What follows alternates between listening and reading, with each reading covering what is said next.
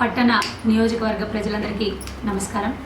అదేవిధంగా ఈ సమావేశానికి ఇచ్చేసినటువంటి మీడియా సోదరులందరికీ కూడా హృదయపూర్వక ధన్యవాదాలు తెలియజేస్తా ఉన్నాను.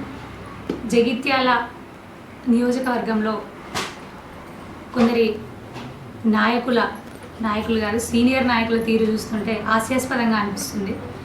ఎందుకంటే మొన్నటికి మొన్న పట్టభద్రుల ఎమ్మెల్సీ గారు అయినటువంటి జీవన్ రెడ్డి అంకుల్ గారు గౌరవనీయులు ఒక కన్స్ట్రక్షన్ ఇల్లీగల్గా ఉంది జగిత్యాల పట్టణంలో అని కలెక్టర్ గారికి వెళ్ళి రిప్రజెంటేషన్ ఇవ్వడం జరిగింది.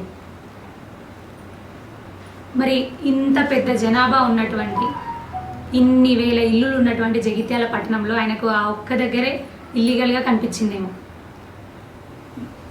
సరే, ఈరోజు వచ్చి అదే విషయాన్ని దాన్ని ఏమంటున్నారు, ఆయన ప్రెస్ మీట్ పెట్టి మళ్ళీ దాని గురించే, నేను ఒక్క కన్స్ట్రక్షన్ గురించి కాదు, నేను ఆ వార్డుకు సంబంధించిన కన్స్ట్రక్షన్ గురించి అని అన్నారు.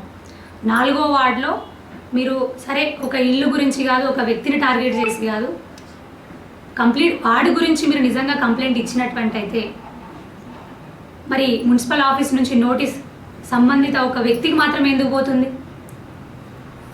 ఒక వ్యక్తికి ఎందుకు పోతుంది? ఒక వ్యక్తిని టార్గెట్ చేస్తూ రాజకీయం చేయడం ఏంటి? రివెంజ్ పాలిటిక్స్ లాగా. మరి ఆ కన్స్ట్రక్షన్ ఎదురుగానే ఇంకో వర్గానికి చెందినటువంటి కన్స్ట్రక్షన్ జరుగుతుంది. మరి వాళ్ళ గురించి మీరేం మాట్లాడలేదు? అంటే ఒక వర్గానికి మాత్రమే కొమ్ము కాస్తున్నారా అంకుల్ జీవన్ రెడ్డి గారు? ఒక వర్గానికి మాత్రమే కొమ్ము కాసి మీరు ఈ విధమైనటువంటి రాజకీయాలు చేస్తున్నారా? మరి వాళ్ళకి ఎందుకు నోటీస్ పోలేదు?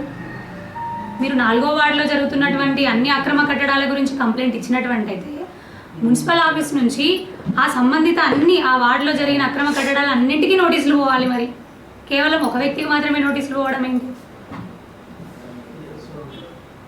అంటే మొగ్గు చూపేటటువంటి ఒక వర్గానికి కొమ్ము కాసేటటువంటి విధంగా మీ ప్రవర్తన ఉంది.